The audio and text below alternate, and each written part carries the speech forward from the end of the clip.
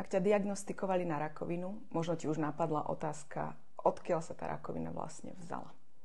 Ako je možné, že som ochorel? Rakovina na fyzickej úrovni je v podstate laicky povedané bujnenie DNA buniek. A toto bujnenie buniek mohlo byť spôsobené nezdravým životným štýlom, nezdravou stravou, vo veľa prípadoch aj genetickou predispozíciou alebo nejakým nebezpečným žiarením. A tieto faktory mohli mať obrovský vplyv na to, že si ochorel na fyzickej úrovni. Poviem ti ale pár vecí, ktoré možno stoja za zamyslenie ako pôvod tvojej choroby. Prvá vec je traumatizujúce situácie, ktoré si zažil buď v nejakej blízkej alebo vzdialenejšej minulosti. Ak si ako dieťa zažil nejakú naozaj ťažkú traumatizujúcu situáciu, mohlo sa stať, že si z tej situácie emócie nespracoval. Tie emócie ostali v tebe, posunul si ich niekde dozadu, pretože si chcel na to čo najrýchlejšie zabudnúť, nevrácať sa k tomu a nejakým spôsobom to v sebe vytesniť. A tá emócia ostala v tebe ako uviaznutá.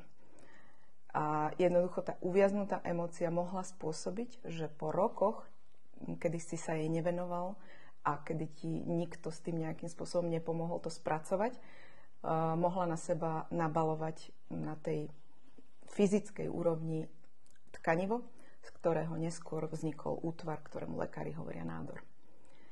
Druhá vec je stres.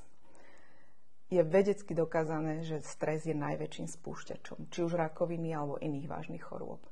A jednoducho je úplne jedno, či ten stres pociťuješ z práce, alebo ten stres vzniká vplyvom, každodenného života, tých 1 300 000 vecí, ktoré musíš za deň zariadiť a proste si z toho naozaj v strese. Alebo to môže byť stres vyvolaný naštrbenými medziľudskými vzťahmi. Proste stres je naozaj obrovským spúšťačom všetkých chorôb. Ďalšou vecou je nedostatok sebalásky. To, ako sa k sebe správaš, to, ako sa máš alebo nemáš rád, má obrovský vplyv na to, ako sa tvoje telo má. Takže pokiaľ sa celý život podceňuješ, kritizuješ a možno sa porovnávaš s niekým iným a stále si nedávaš dostatok lásky, pretože máš pocit, že sa musíš niekomu vyrovnať alebo ako potom chceš od svojho tela, aby fungovalo v nejakom zdravom nastavení. A v neposlednom rade, ale takisto veľmi dôležitá vec je radosť zo života. Pokiaľ nemáš vo svojom živote naozaj niečo, čo ťa robí šťastným, alebo ťa vyťahuje ráno z postele, lebo proste si šťastný pri tej nejakej aktivite, alebo už čo to je, taká tá vášeň zo života. Nie len žiť v móde prežívania, jeden deň rovnaký ako druhý. Proste ak ti chýba niečo také, čo ťa naplňa radosťou, z môjho pohľadu je to ako keby sme vysychali. Pretože nám do žil neprúdi taká tá životodarná energia práve z tej radosti.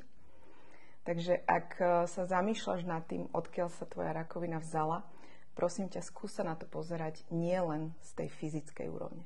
Skús hľadať odpovede aj v týchto nefyzických veciach, či náhodou niečo z toho nemohlo prispieť k tomu, že si ty ochorel.